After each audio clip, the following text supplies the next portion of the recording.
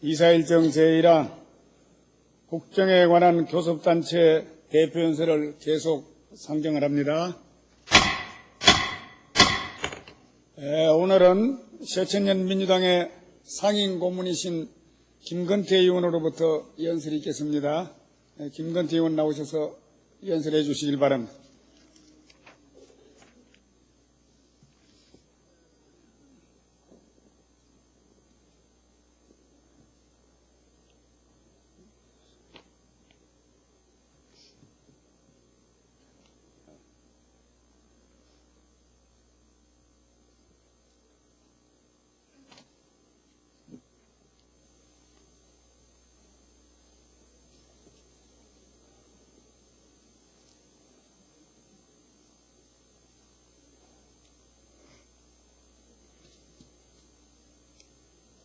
존경하는 국민 여러분, 국회의장, 동료의원 여러분, 국무총리, 국무위원 여러분, 오는 6월 전 세계 10억의 인구가 지켜보는 가운데 대망의 월드컵이 열립니다. 9월에는 부산에서 아시안게임이 열립니다. 또 부산에서 아태지역 장애인 경기대회가 열립니다. 이렇듯 세계와 아시아가 우리나라에서 하나가 되는 것입니다. 이를 계기로 해 우리 국민 모두 지역주의를 넘어 하나가 될 수 있어야 합니다. 저는 97년 야당 부총재로서 대표연설을 했습니다. 오늘 집권당을 대표해서 다시 이 자리에 섰습니다. 엄중한 책임감을 느낍니다. 정치가 국민을 위해 무엇을 했는가? 앞으로 무엇을 어떻게 해야 하는가? 최근에 국제통화금융은 한국을 이디오피아, 시리아 등과 함께 정치 불안정이 높은 정치 후진국으로 발표했습니다. 세계 10대 교역국 중 하나인 대한민국이 왜 이렇게 됐습니까? 책임은 바로 정치권에 있습니다. 정치가 바뀌어야 합니다. 근본적인 정치개혁이 필요합니다. 1인 보수 정치, 지역주의 정치는 반드시 타파되어야 합니다. 정당은 당원에게, 정치는 국민에게 돌려드려야 합니다. 존경하는 국민 여러분, 돈 안 드는 선거 꼭 해야 합니다. 공천권을 장악한 1인 지배 정당 구조 극복해야 합니다. 분열적 지역주의 정치에서 반드시 벗어나야 합니다. 새천년 민주당은 이제 더 이상 1인 지배 정당이 아닙니다. 기존 당원만이 아니라 일반 국민이 참여할 수 있는 국민 경선제를 도입했습니다. 민주당은 명실상부한 전국 정당을 만들어 나가고 있습니다. 철저한 상향식 공천을 하도록 하였습니다. 이 모두가 한국 정당 역사상 처음 있는 일인 것입니다. 이제 민주당에선 낙하산 공천이란 말은 없어질 것입니다. 모든 공직 후보자 선출권을 당원과 국민이 갖게 되었습니다. 정치의 국민 주권 시대를 선언합니다. 이런 우리 민주당의 결단이 정치개혁의 기폭제가 되길 바랍니다. 그러나 이것만 갖고는 부족합니다. 돈 안 드는 선거가 뿌리 내려야 할 것입니다. 대통령 선거, 국회의원 선거, 지방선거는 물론 사실상 사각지대가 되어 있는 정당 내부의 경선도 돈 안 드는 선거, 깨끗한 정치가 될 수 있어야 합니다. 이제 더 이상 돈 선거, 사람을 동원하는 선거가 되어서는 안 됩니다. 정책과 비전으로 경쟁할 수 있어야 합니다. 여야를 막론하고 당내 경선 과정부터 후보자 모두가 경선 비용을 공개할 것을 제안합니다. 필요한 제도 정비가 이루어져야 합니다. 정당의 주인은 1인 보스가 아닙니다. 당원과 국민입니다. 존경하는 국회의원 여러분, 명실상부한 국민 경선제가 이루어질 수 있어야 합니다. 국민들이 자유롭게 후보자 선출에 참여할 수 있어야 합니다. 선거법과 정당법이 개정되어 원하는 국민 모두 투표권을 행사할 수 있어야 합니다. 그래야 권위주의적 고비용 동원 정치를 극복할 수 있습니다. 정치 불신과 냉소를 극복할 수 있습니다. 정말로 돈 안 드는 선거가 뿌리 내리기 위해서는 경선 과정도 선관위가 관리 감독해야 합니다. 관련법을 고쳐야 합니다. 국민이 참여하는 선거를 국가기관인 선관위가 관리 감독하는 것은 너무나 당연한 일입니다. 2,400만 명이 인터넷 미디어를 이미 이용하고 있습니다.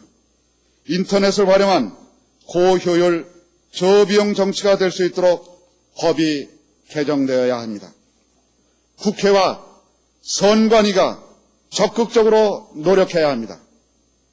누구도 정치개혁에 대한 국민의 열망을 가로막아서는 안 됩니다. 지금 우리 민주당은 국민의 뜻을 받들어 일대 정치개혁을 진행하고 있습니다. 국민과 함께 반드시 성공할 것입니다. 하지만 손바닥도 마주쳐야 소리가 납니다. 원내 제1당인 한나라당이 이러한 정치혁명의 과정에 동참해 주기를 바랍니다. 그래야 국민이 바라는 거대한 변화를 이끌 수 있습니다. 그러나 어떻습니까?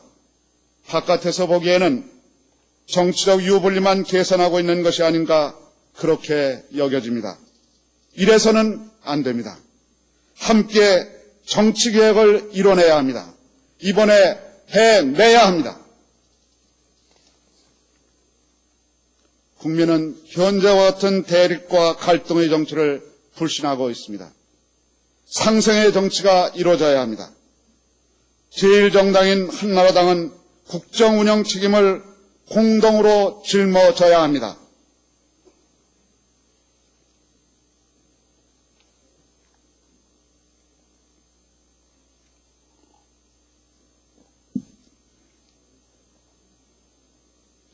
이회창 총재께서는 김대중 대통령에게 민주당 총재직을 떠나야 한다고 주장하셨습니다.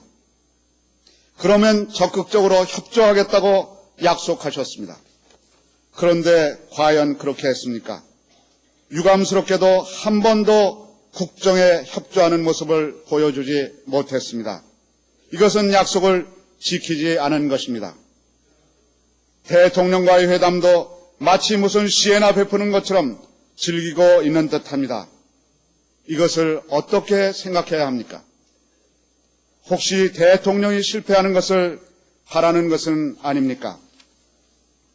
그러나 대통령이 실패하면 대통령 개인만 실패하는 것이 아닙니다. 국민이 실패하고 나라가 흔들리게 됩니다.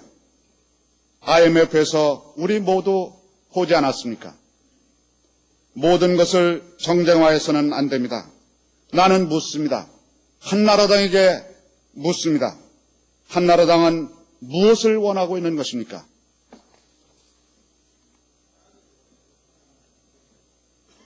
국민의 정부 출범은 최초의 수평적 정권 교체였습니다. 역사적 사건이었습니다. 그때의 감격이 아직도 생생합니다. 지난 4년간 국민의 정부는 IMF 외환위기를 극복했고 민주주의와 시장경제, 생산적 복지의 기틀을 다졌습니다. 21세기 최후의 분단 국가로 남아있는 한반도에 화해와 평화로 나가는 징검다리를 놓았습니다. 그러나 저는 국민의 정부의 시행착오에 대해 솔직한 심정으로 국민 여러분께 사과하지 않을 수 없습니다. 대통령의 강력한 의지에도 불구하고 부정부패 척결에 성공하지 못하고 있습니다.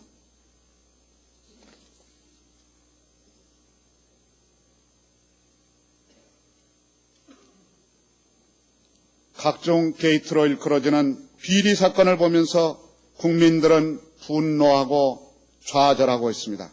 부정부패는 성실하게 일하는 사람들의 삶의 의욕을 앗아가고 있습니다. 대다수 국민들의 신뢰를 무너뜨립니다.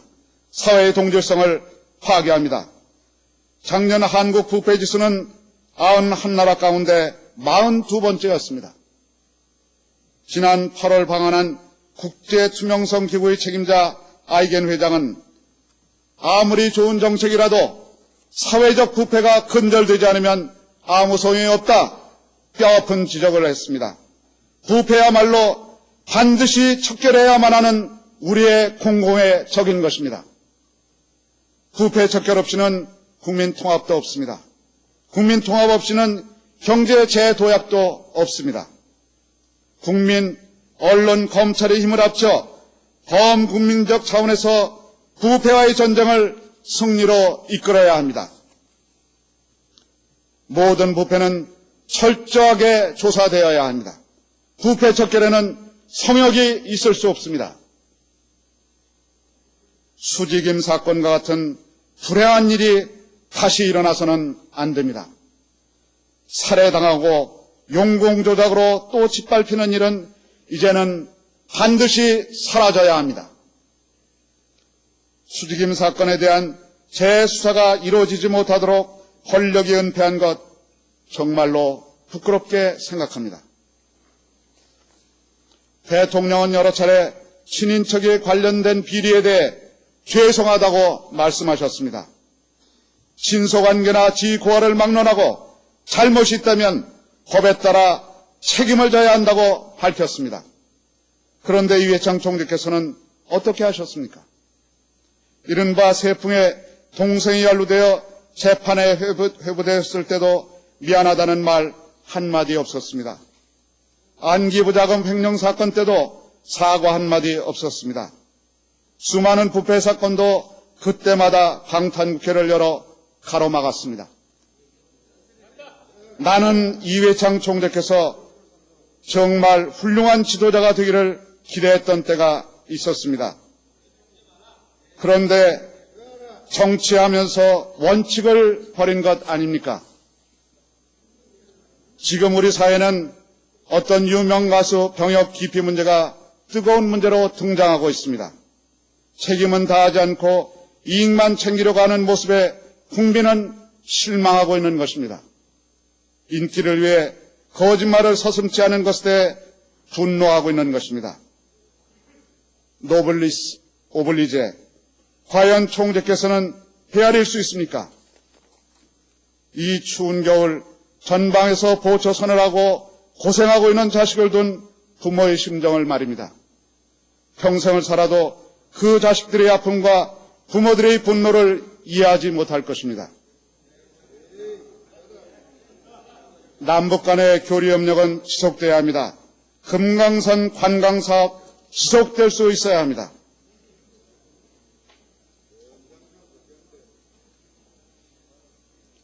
존경하는 국민 여러분, 야당과 이회창 총재께서는 대북협력 사업을 북한에 대한 일방적인 허죽이라고 비난합니다. 엄격한 상호주의를 적용해야 한다 말씀하십니다. 대북협력 사업은 허죽이가 아니라 평화 가져오기라고 말씀드리고 싶습니다. 민족의 회의 연도는 1년이 아닙니다. 북한을 돕는 것은 북한 정권 담당자를 돕는 것이 아닙니다. 북한 주민인 우리 형제자매들에게 민주주의를 하면 이렇게 잘 산다는 것을 보여주는 것입니다. 남과 북 교류협력은 냉전 시대의 주판으로는 절대 계산할 수 없는 것입니다. 이 땅에 다시 냉전과 전쟁의 위협이 몰아쳐서는 안 됩니다. 그래서는 우리의 미래가 없습니다.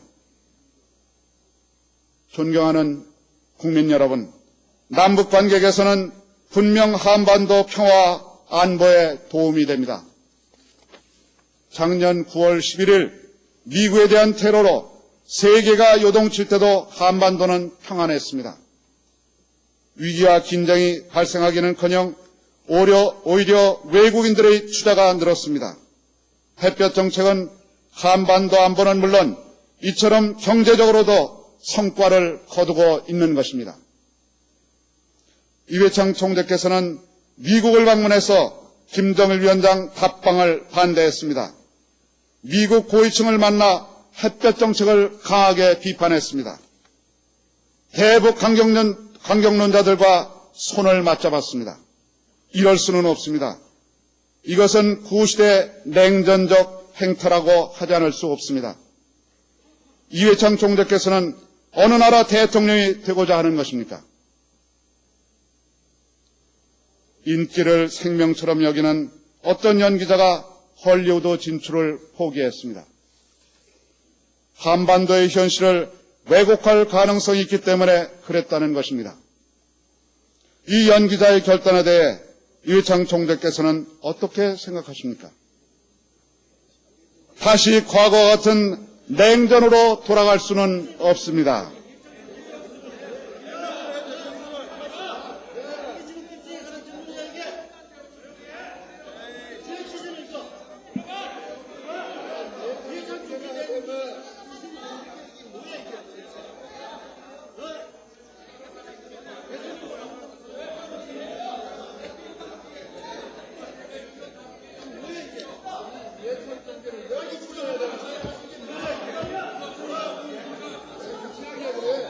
자, 여야 의원 여러분, 좀 조용해 주시고, 김건태 의원, 계속하되 기조연설을 해주세요. 계속하세요. 자, 조용하세요. 자, 계속해요. 한반도의 현실을 왜곡할 가능성이 있기 때문에 그랬다는 것입니다. 이 연기자의 결단에 대해 어떻게 생각하십니까? 다시 과거와 같은 냉전으로 돌아갈 수는 없습니다. 한반도의 긴장이 높아져 외국인 투자자가 모두 떠나고 다시 경제가 어려워져도 좋다는 말씀입니까? 지난 남북 정상회담에서 김정일 위원장은 서울 답방을 약속했습니다. 7,500만 민족 앞에서 세계 앞에서 한 약속입니다. 한반도 평화와 민족의 장래가 걸려있는 중대한 약속인 것입니다. 그런데 이회창 총재께서는 워싱턴에서 올해 김정일 위원장이 답방해서는 안 된다고 주장했습니다. 이유는 선거 때문이었습니다. 작년에는 정계 개편의 우려가 있기 때문에 안 된다고 했습니다. 참으로 실망스럽습니다. 진심으로 이회창 총재께서 큰 정치를 해주시기 바랍니다.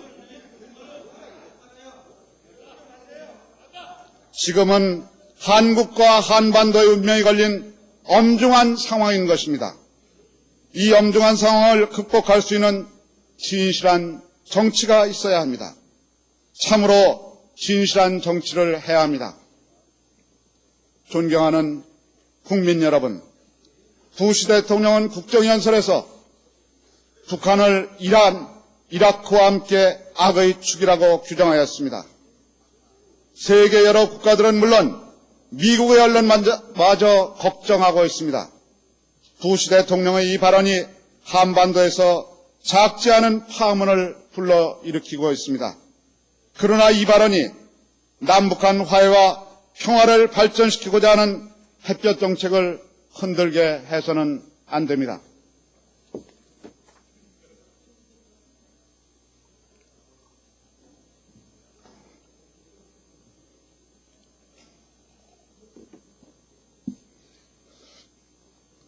민주당과 우리 국민들은 테러를 반대합니다. 테러를 지원하는 모든 세력에 반대합니다. 하지만 남북의 신냉전도 반대합니다. 한반도에서 어떠한 전쟁도 반대합니다.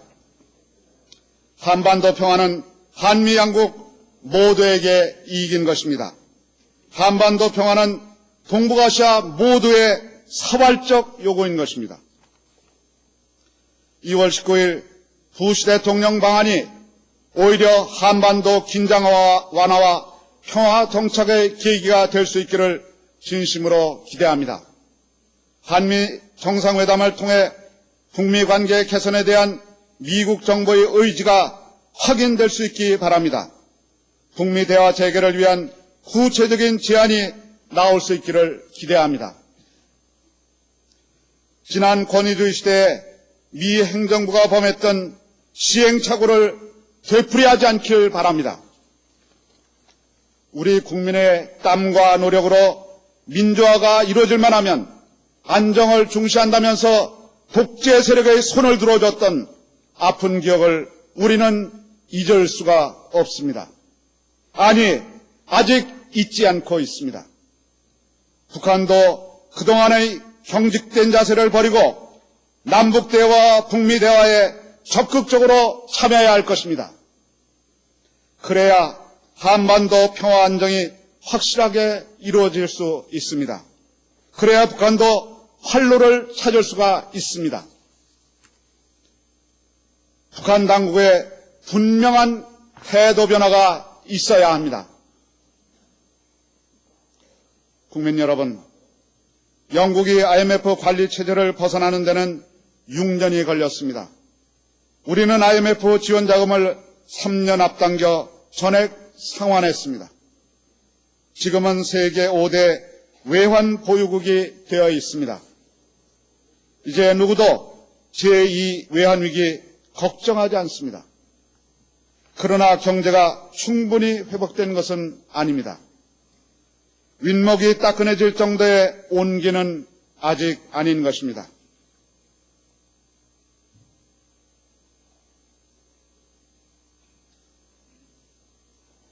우리는 역사의 교훈을 잊지 않아야 합니다.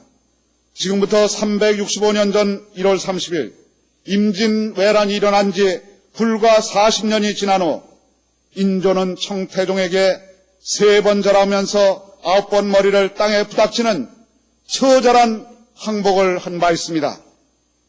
우리는 IMF의 지옥을 기억해야 합니다.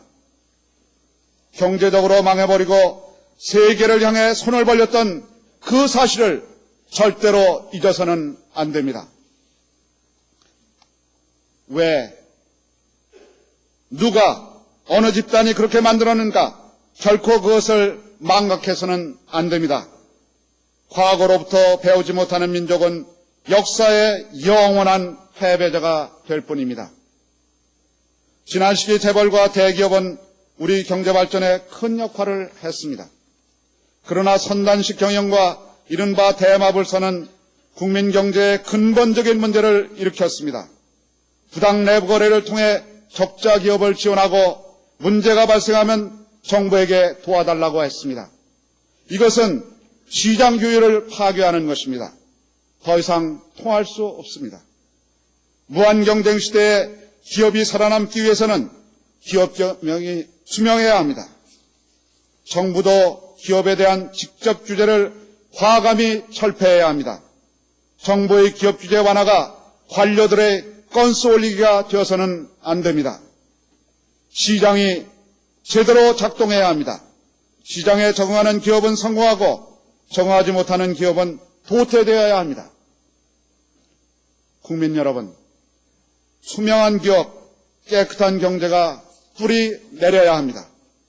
우리 당과 정부는 이를 위해 이 비즈니스를 활성화시키겠습니다.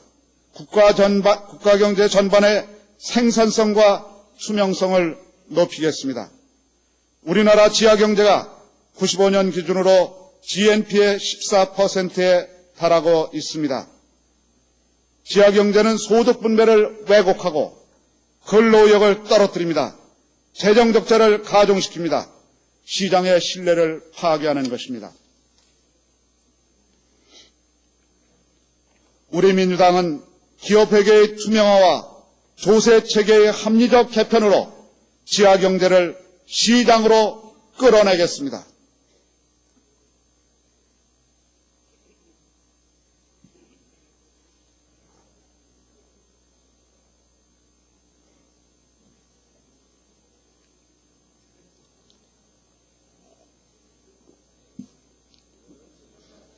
도덕적 해에 빠진 일부 벤처기업은 분명하게 책임 추궁을 받아야 합니다.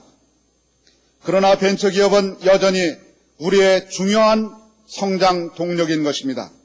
기술력 중소기업을 발굴 육성하고 산학협력과 인력난 해소로 중소벤처기업이 다시 경제성장의 견인차가 되도록 해야 합니다.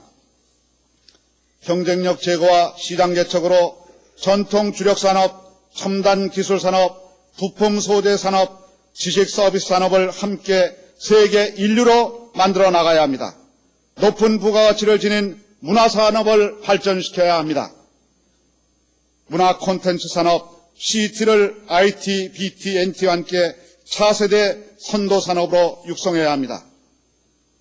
97년 IMF 위기 당시 1인당 국민소득은 6,800달러였습니다. 그리고 올해 국민소득은 다시 만불 시대를 맞게 됩니다. 정부는 실물 부분의 활력 회복과 내수 확대를 통해 4% 이상의 건실한 경제 성장을 뒷받침할 것입니다. 그러나 우리는 여기에 만족할 수 없습니다.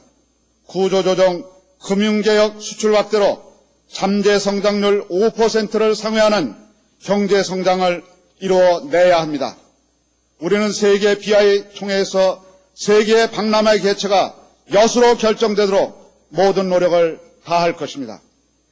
부산, 광양, 인천항을 관세 자유지역으로 지정하고 배후지역을 활성화시키겠습니다.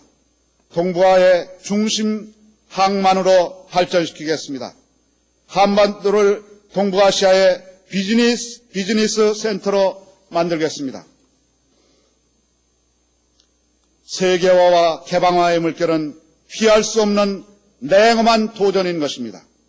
슬기롭게 대처해야 합니다. 우리는 잘할 수 있습니다. 우리 당과 정부는 뉴라운드에 대비하여 농민과 어민들에게 불이익이 돌아가지 않도록 최선을 다하겠습니다. 쌀 적정 생산을 위해 논농업 휴경보상제를 실시하겠습니다. 쌀농사 소득 지원을 위해 미작 경영 안정제 도입을 검토하겠습니다. 필요하다면 농지제도 개선도 검토할 것입니다. 수산업 보조금 감축에 따른 문제를 직불제 방식을 통해 대처하겠습니다. 친애하는 국민 여러분, IMF 외환위기 극복 과정에서 소득 격차와 빈부 격차가 늘고 있는 것이 사실입니다. 상대적 빈곤감으로 중산층과 서민들의 생활 더 어렵게 느끼고 있습니다. 경쟁과 효율의 극대화를 추구하는 시장경제 체제에서 빈부의 격차가 있는 것은 불가피합니다. 하지만 시장에서 승리하지 못한 그 누구도 최소한의 인간적 생활은 보장받을 수 있어야 합니다. 그래야 사회의 불안과 긴장을 넘어 국민 통합을 이룰 수 있습니다. 직업 재훈련을 통해 시장으로 다시 복귀할 수 있도록 여건을 만들어야 합니다. 우리 당과 정부는 기초생활보장제도를 보완하겠습니다. 자활지원사업 내실화로 생산적 복지 완성을 위해 노력할 것입니다. 임대주택을 포함하여 55만 가구의 주택 건설을 추진하겠습니다. 주택금융 확대도 지속적으로 추진하겠습니다. 일용 근로자에 대해서도 고용보험을 적용할 수 있도록 하겠습니다. 여성들의 사회 진출을 위해 공적 보육을 확대하겠습니다. 장애인 고용수당을 확대하겠습니다. 국민의 정부는 사회적 약자에 대한 정부의 역할을 계속해서 감당할 것입니다.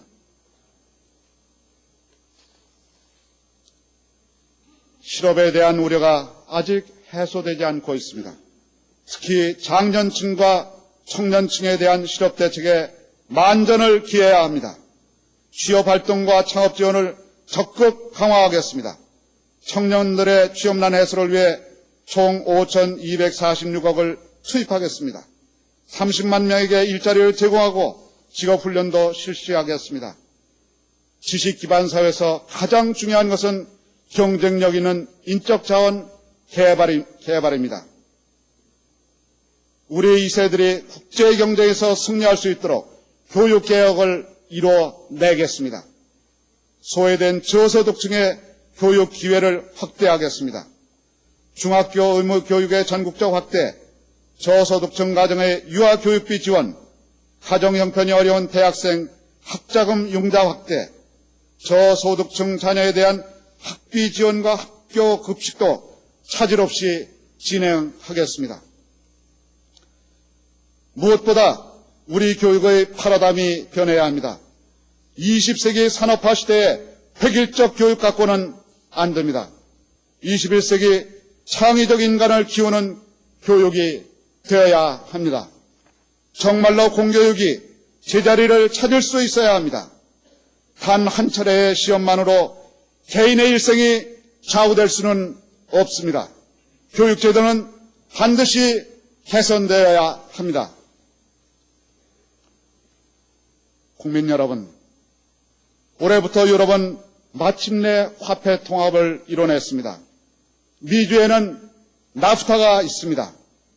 우리는 동북아시아 연합을 이뤄내야 합니다. 한국, 중국, 일본, 동북아 산업협력 제재를 이루어 나가야 합니다. 우선 느슨한 자유무역지대를 만들어내야 합니다. 한반도를 동북아시아의 중심국가로 발전시켜야 합니다.